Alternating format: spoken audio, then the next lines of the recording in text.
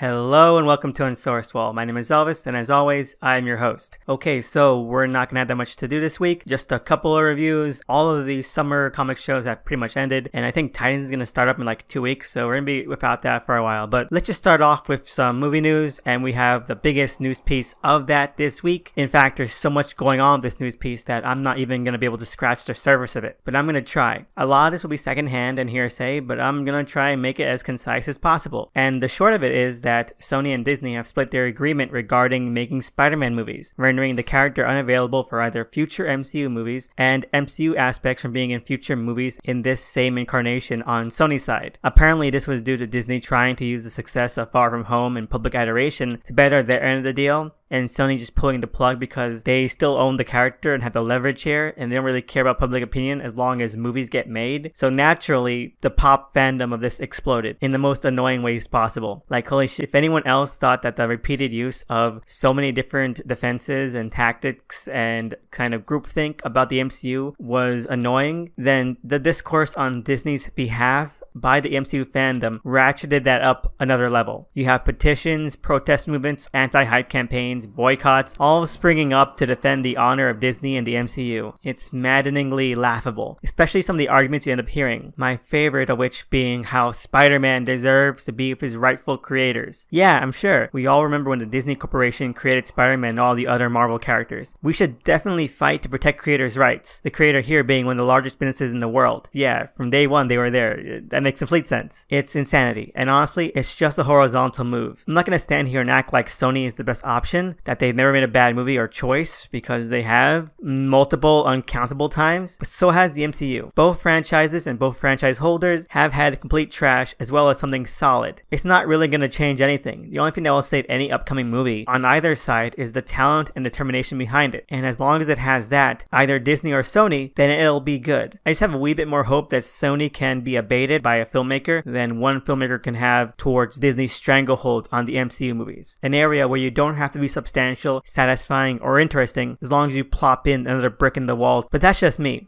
Like I said, that's just the surface. All these reactions are just pure chaos. I mean, there are people who are legitimately planning to attack Sony's HQ in righteous crusade and protest. What a world. Moving on to some TV news, it seems as though Krypton has been cancelled, which is a shame. As I said last week, I did have some hope for it, that it could possibly fix the course it was on, but I guess that wasn't meant to be. The showrunner has released their plans for the season 3 premiere, and it did seem optimistic, with Brainiac having raised Jor-El on Earth as his son in the present day. That's a decent hook for a season without going too overboard. One thing I noticed with the cancellation is that we got a lot of snide remarks from people, like criticisms about it, about how, who cares that got cancelled? It's a prequel, we all know how it ends. Which makes it kind of clear that the few people who even knew about Krypton didn't even know that it was a crazy time travel story about all the consequences of not really thinking through time travel. I mean, whatever, that just seems like such a ridiculous thing. There's also a slight movement to save the series, but I doubt it'll go anywhere. Rest in peace, Krypton. You were okay for the most part. And lastly, in comic news, it seems as though Garth Ennis is writing a new Punisher, a Nick Fury miniseries for Marvel. The Punisher mini, titled Soviet, will have art from Jason Burrows, and the latter will have Goran Parlov taking the helm. This is exciting stuff, with really fan favorite artists as well. And although it is unconfirmed as of yet if these will be under the Max label, it would be just so good to see him tackle his Meteor playground again. So fingers crossed for that. I can't wait to see what comes of it. Moving along to what I read this week, we have first off, Superman's pal Jimmy Olsen #2, which was a pretty good issue. It helps to solidify the base nature of this new series quite a bit, and to temper any worries that might have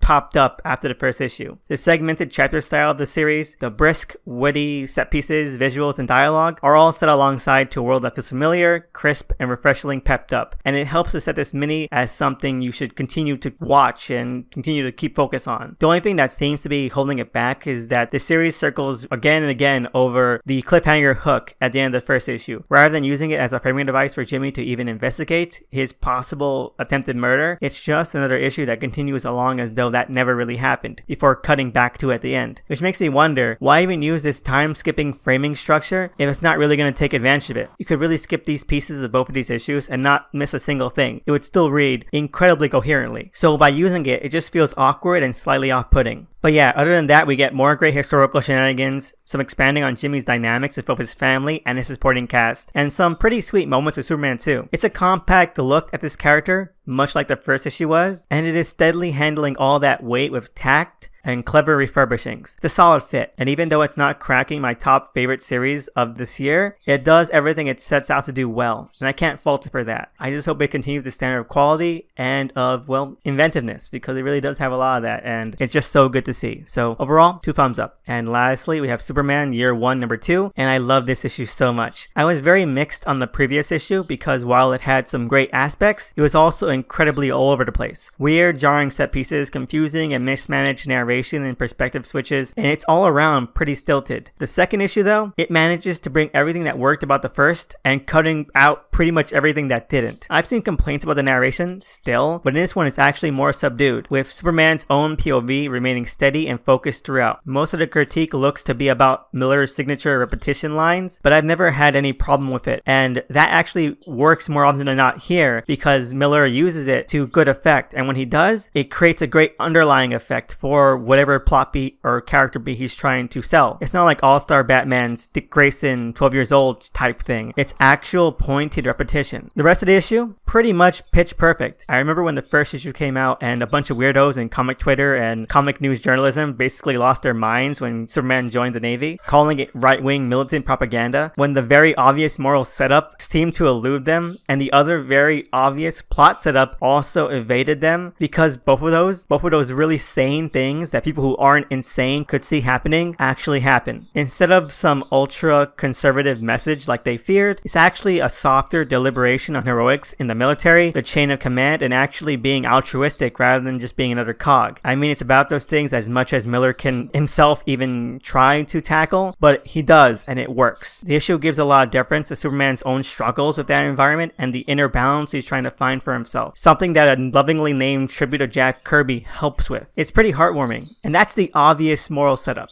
The obvious plot setup is that he's in the Navy so that he can have an excuse to meet and date Lori Lemaris. And he does. And it was good. And it was actually pretty hilarious. So yeah, that was just so good to see go down. If I had any actual complaints, it's that the mermaid side, the whole meeting and courting Lori Lemaris angle of this issue, drags on a lot. But it's still pulled off with a lot of grace and majesty, and for the most part, it sticks every punch. It's a great issue. Great effort by Miller, and JR Jr. is actually pretty on form with this issue, and so I can't wait to see how it all wraps up. I can't believe it's only 3 issues. I wish it was longer because it really deserves to be. I would definitely read more of this, and hopefully it lands pretty solidly. So overall, 2 thumbs up.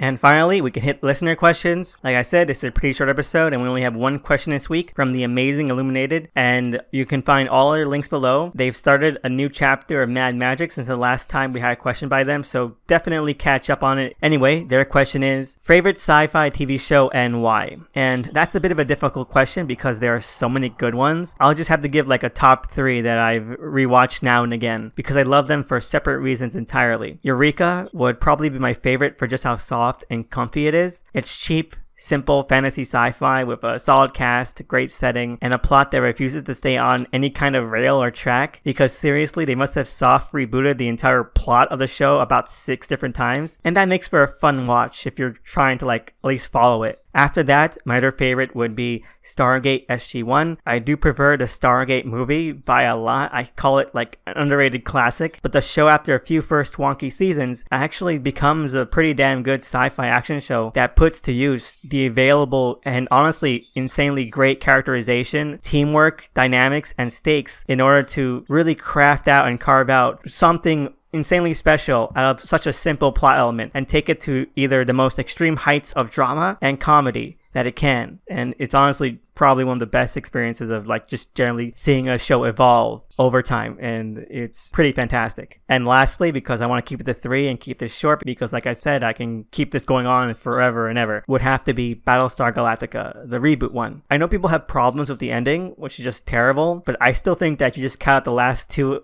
minutes of that final episode, it would still be a powerful watch. And if there's anything that brings this series down as a whole, it would probably be the season, or at least a half a season wasted on some insanely boring occupation storyline. But overall, it's honestly a very dramatic, very hard-hitting, but also semi-comedic and semi-lighthearted show that honestly is firing on all cylinders more often than not, and when it is, it hits you so damn much. And damn if Edward James Olmos isn't just the greatest powerhouse on set, on screen, episode by episode. I loved it. I thought it was really great, and I even like some of the spin-offs. So, you know, maybe I'm a bit biased in that area, but those are probably my top 3 favorite quasi-recent sci-fi shows. I think that they're all just really enjoyable watches, so I definitely recommend all of them if you've never tried one out. And well, thank you for that question so much, Illuminated. I hope that my tastes, or at least these 3 I picked out, just because they came the first to mind and I've rewatched them the most, didn't kind of offend or like make you a little bit disappointed. But thank you for that question. It was so great to even just mention these shows again, because I just have so much fun with them. So I hope that answered your question to the best of my ability. And I just want to say thank you out there to anyone else who has ever sent in a question, comment, or topic. I am so grateful. I think that they're all so fun and they're all just so amazing. So it means so much to me. And I just want to say I am so grateful. So thank you so much. And if anyone out there has their own question, topic, or comment they want to hear discussed on the show, you can always find me on Twitter at THE_SNICKMAN. And I want to give a shout out to the cover artists for the show at DOTEMCEE. Check them out. Give them a follow. They're awesome and they really deserve it. So I hope you will give them some traction. And that's it for this week. Like I said, it's a short episode. Next week will probably also be short, but then after that, we'll see what happens in Titans. So hope you have a great week and see you again next time.